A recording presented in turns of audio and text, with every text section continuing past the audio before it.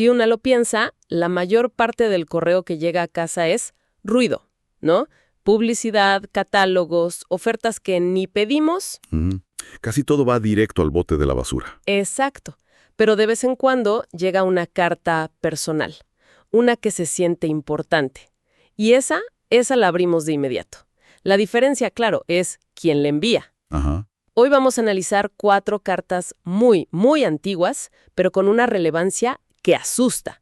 Y es que el remitente se presenta como el primero y el último.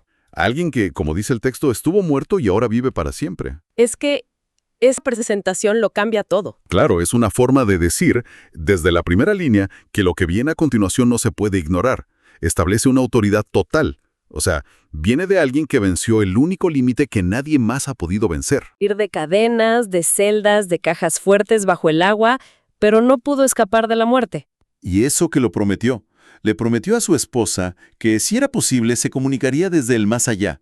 Pero después de 10 años de vigilias, ella apagó la vela y dijo, se acabó. Houdini nunca volvió. El autor de estas cartas, en cambio, sí lo hizo. Y estas cartas fueron dictadas por Jesucristo al apóstol Juan en la isla de Patmos. Dirigidas a 7 iglesias del siglo I en lo que hoy es Turquía. Son como edictos reales, mensajes directos del trono. Y lo fascinante es que, aunque cada carta es para una iglesia específica, todas siguen un mapa, una estructura muy clara. Ah, ¿tienen un patrón? ¿Sí? Fíjate, primero un saludo a la iglesia, luego una descripción de Jesús, después viene un elogio, que casi siempre empieza con «conozco tus obras». El reconocimiento. Exacto. Pero luego viene la crítica, el «pero tengo algo contra ti». Y después un llamado a que todos escuchen lo que el Espíritu dice a las iglesias. Lo dice en plural, y eso es clave. O sea que el mensaje, aunque es para una, es para todas. Para todas. Y finalmente, termina con una promesa para el que venza. La idea es que son un espejo. Si una comunidad hoy presenta los mismos síntomas, pues el mensaje también es para ella. Muy bien, pues vamos a desmenuzar la primera, la de la iglesia en Éfeso.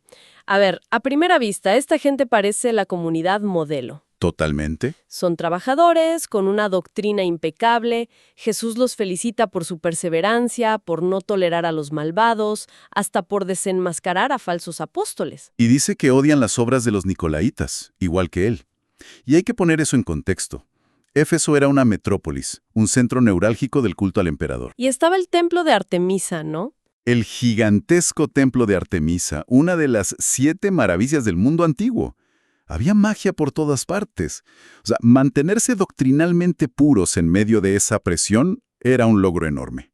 Ok, aquí es donde algo no me cierra. Trabajan duro, son correctos teológicamente, odian el mal, suenan perfectos.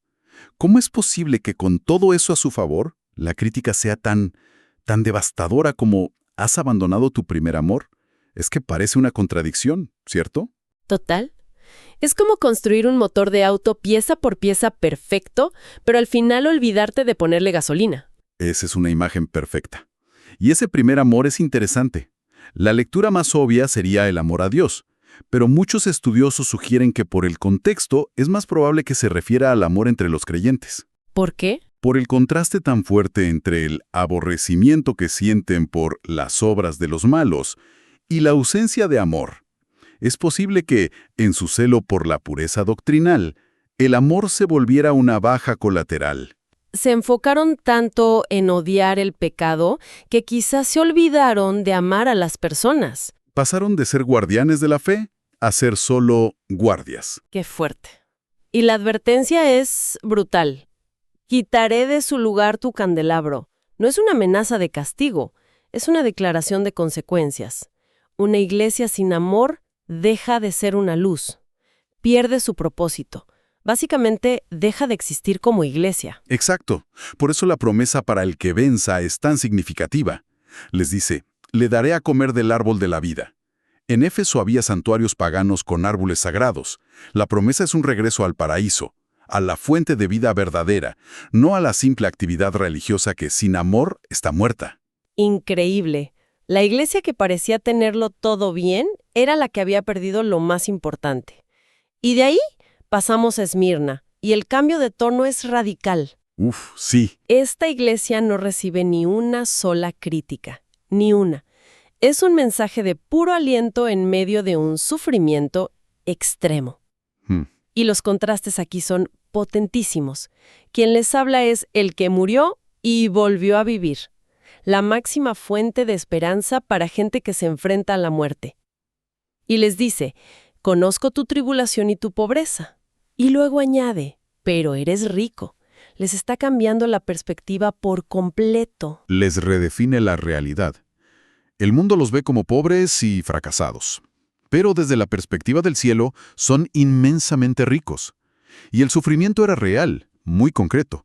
Habla de calumnias de los que se dicen ser judíos y no lo son, sino que son sinagoga de Satanás, y les advierte que la cosa va a empeorar. Cárcel para algunos, tribulación, quizás la muerte. Pero el mandato es claro. Sé fiel hasta la muerte, y yo te daré la corona de la vida. Esa frase, sinagoga de Satanás, es históricamente muy delicada. Es crucial entenderla en su contexto del siglo I. A ver, explícanos eso. Esmirna era una ciudad fanáticamente leal a Roma, un centro del culto al emperador. Los cristianos, al negarse llamar Señor al César, eran vistos como traidores.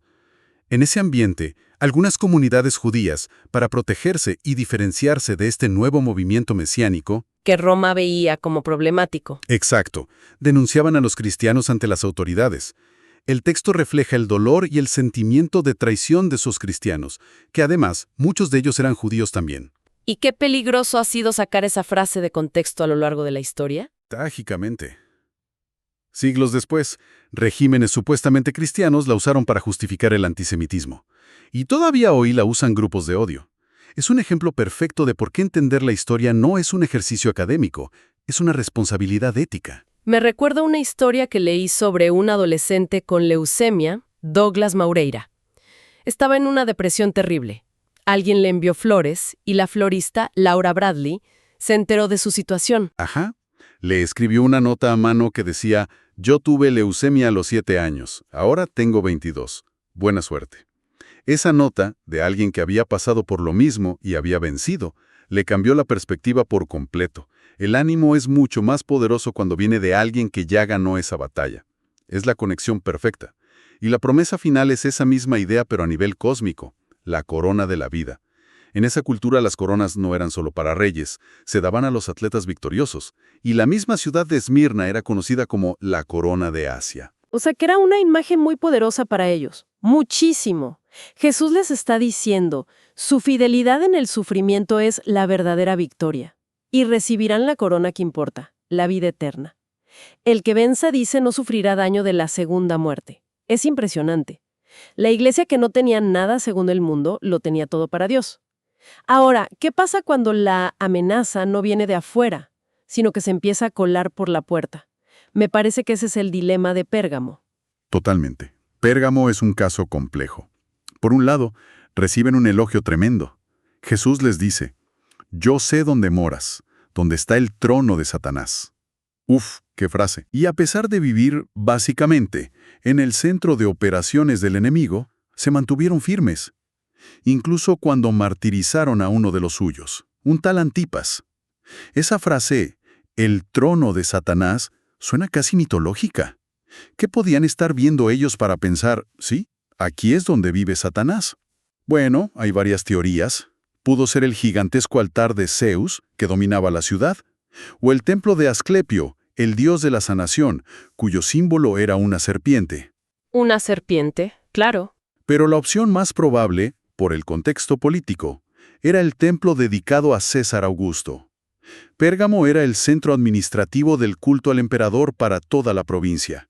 Era el corazón del sistema que exigía una lealtad que los cristianos solo podían darle a Cristo. Así que negarse no era solo una diferencia religiosa, era traición política. Era un acto de sedición.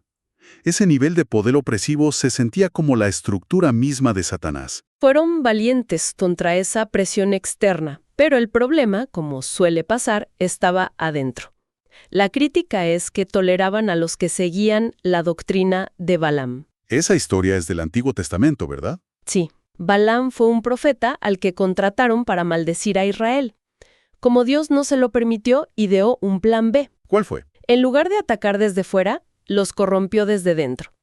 Aconsejó usar mujeres para seducir a los israelitas y llevarlos a banquetes idólatras e inmoralidad. Era una estrategia de asimilación, de diluir su identidad. Y eso tenía una aplicación muy práctica y muy peligrosa en Pérgamo. Directa. Para cualquier artesano o comerciante, pertenecer a un gremio era casi indispensable para sobrevivir económicamente.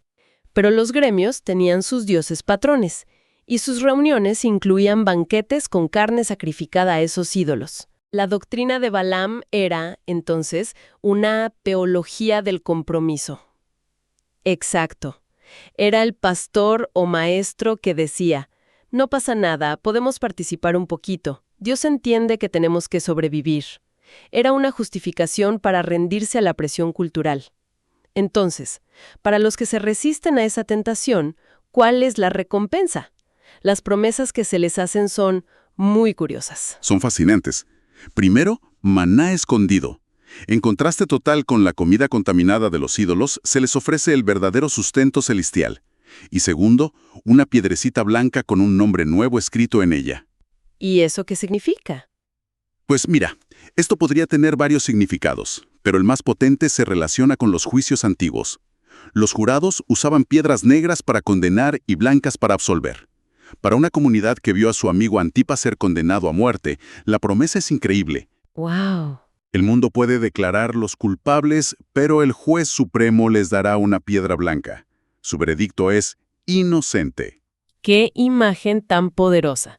Y eso nos lleva a la cuarta iglesia, Tiatira, y esta es un verdadero acertijo. Sí, es muy particular. Jesús empieza con un elogio que parece contradecir todo lo que vimos en Éfeso. Les dice, tus obras postreras son más que las primeras. Están mejorando, crecen en amor, fe, servicio. Iban en la dirección correcta, lo cual hace que la acusación que viene después sea mucho más impactante. Es casi un golpe bajo.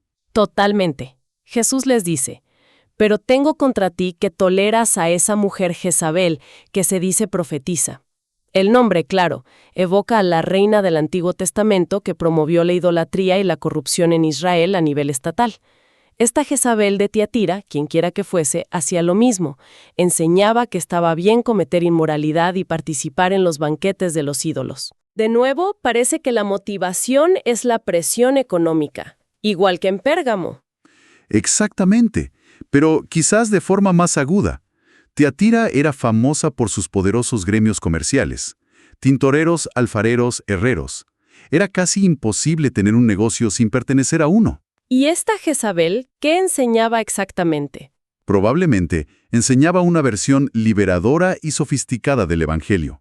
Afirmaba conocer las profundidades, secretos espirituales que permitían participar en las prácticas de los gremios sin mancharse. Una justificación teológica para el conformismo. Pero Jesús lo ve de otra forma. Jesús redefine esas enseñanzas de forma brutal. No son las profundidades de Dios, son las profundidades de Satanás. Y el juicio que anuncia es aterrador. Dice que la arrojará en cama de gran tribulación, y a sus hijos, sus seguidores, los herirá de muerte. Para que todos sepan que Él es el que escudriña la mente y el corazón. Es un mensaje de que no hay nada oculto. Una advertencia severísima contra los que lideran a otros por el mal camino. Pero, como siempre, para los que se resisten hay una promesa. Sí, y aquí las promesas son de realeza, de poder compartido. Primero, les dará autoridad sobre las naciones. Hay que imaginar lo que eso significaba para una pequeña comunidad aplastada bajo el poder del Imperio Romano. Es una inversión total del orden mundial. Y la segunda promesa es aún más poética. Le daré la estrella de la mañana. Suena hermoso, pero ¿qué significa? Es una imagen cargada de simbolismo.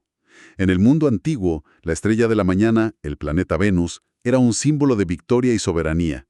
Pero lo más importante es que, más adelante en el mismo libro de Apocalipsis, Jesús se identifica a sí mismo como la estrella resplandeciente de la mañana. Ah, o sea que la promesa es él mismo. La promesa es increíblemente personal. No es solo compartir su poder de forma abstracta. La promesa es recibirlo a Él. La recompensa final por la fidelidad es tener más de Jesús. Entonces, haciendo un balance rápido, tenemos 4 perfiles muy claros. Éfeso, la iglesia trabajadora y ortodoxa que perdió el amor. Esmirna, la iglesia perseguida y pobre que era espiritualmente rica y fiel. Pérgamo, la que se mantuvo firme ante la amenaza externa, pero empezó a tolerar la corrupción interna. Y Tiatira, la iglesia que crecía en buenas obras, pero permitía que una enseñanza destructiva floreciera en su interior. Y todo esto nos deja con una pregunta, ¿no? Sí. Estas cartas no son solo documentos históricos para archivar, son un espejo. La pregunta que queda flotando no es simplemente cuál de estas iglesias nos parece más interesante. La verdadera pregunta es, cuando sostenemos ese espejo frente a nuestras propias comunidades, o incluso frente a nuestras propias vidas, ¿qué imagen nos devuelve? ¿Y qué podría significar en ese contexto tan personal salir vencedor?